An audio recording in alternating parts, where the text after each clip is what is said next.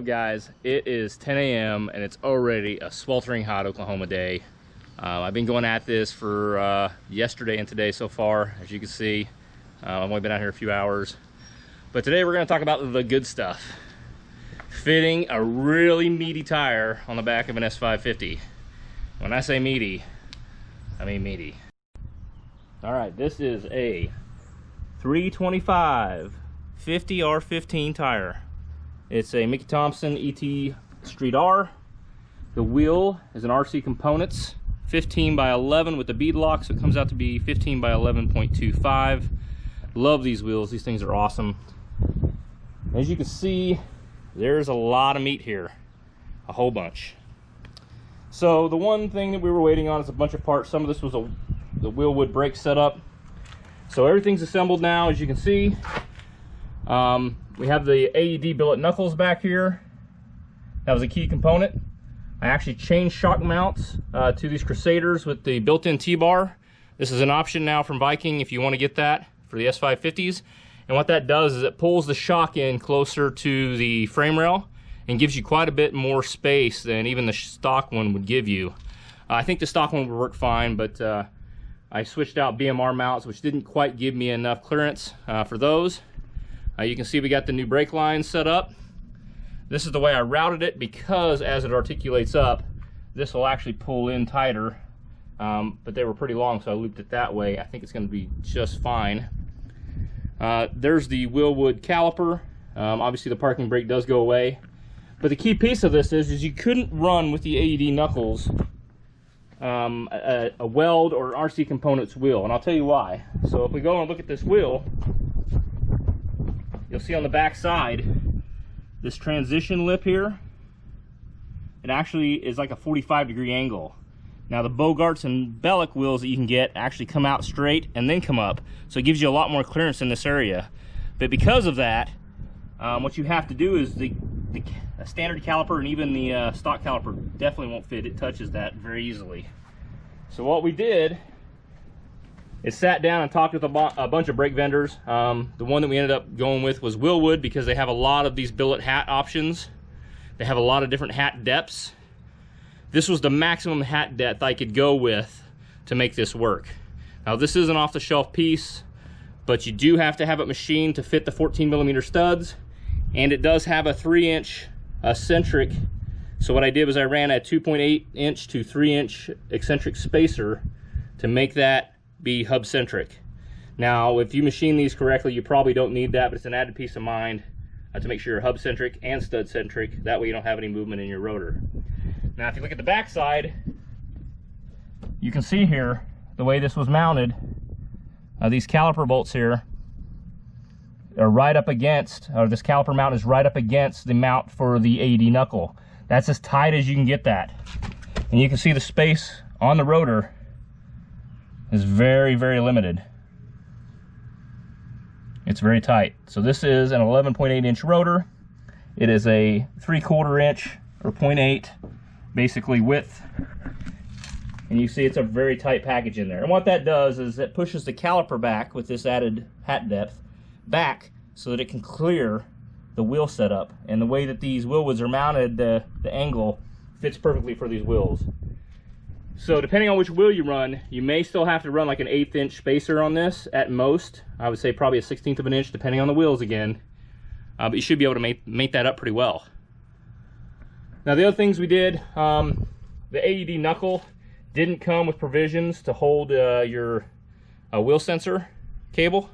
So we drilled and tapped that. I know it's a really expensive drill and tap to not screw up, but we wanted to make sure that everything was set up.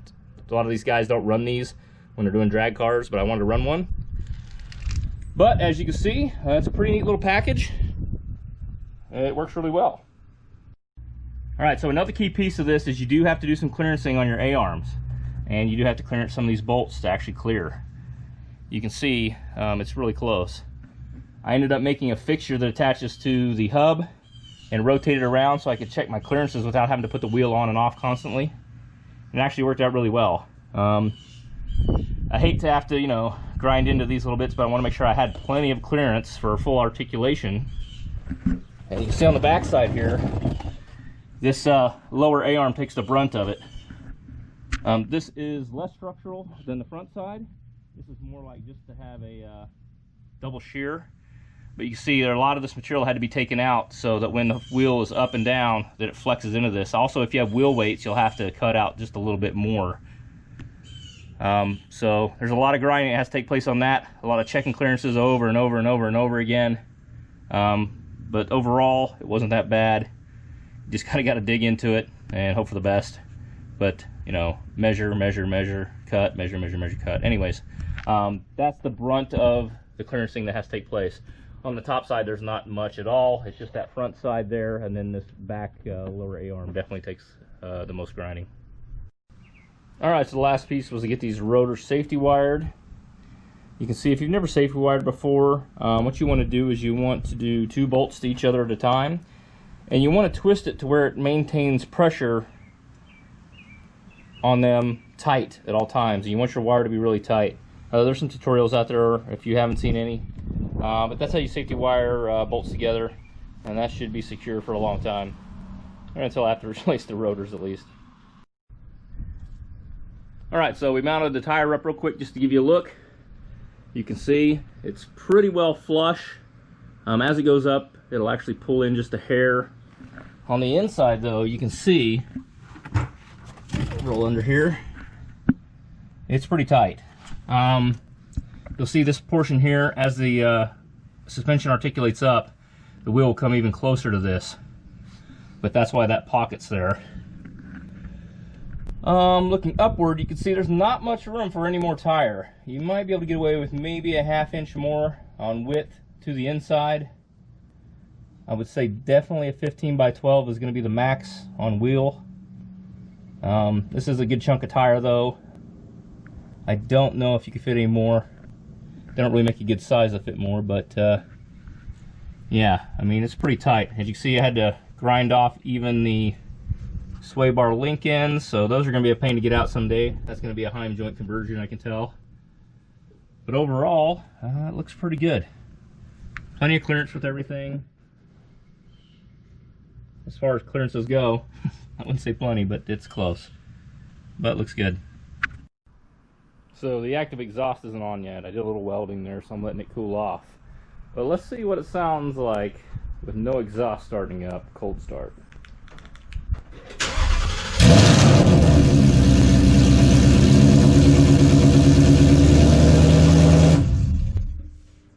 It's loud. Alright, so just to follow up and finish up with this video, I've ran this car 2 days it passes down the track. I've ran it on the street. I've added 200 pounds of weights to the trunk just to make sure that we're not going to have any issues. And there is no rubbing on the tire whatsoever. It actually clears the fender at articulation, even though it just slightly bulges out. The way the tire is shaped, it actually tucks in the fender as it goes up. Crazy. It actually fits. Yep, no problems there. I've had a few clearance issues on the inside when I did some testing stuff, and I had to go ahead and do a little more clearancing, but not much. The 18 by 6s on the front actually really do a good job of matching the RCs in the back. 2 different companies. The issue was RC doesn't make an 18-inch front runner. Weld does. Weld didn't have a back spacing that I was happy with, so I went with RC in the rear. I really like both set of wheels. I think they work well together. Some people will be upset maybe that they're 2 different brands, but I don't care. I think the car freaking looks awesome. It's perfect. And I tell you what, it's working really well so far. I think once we get the car dialed in, both on the track and the street, this extra tire is going to make a world of difference. There you go. 15-inch conversion. All finished up.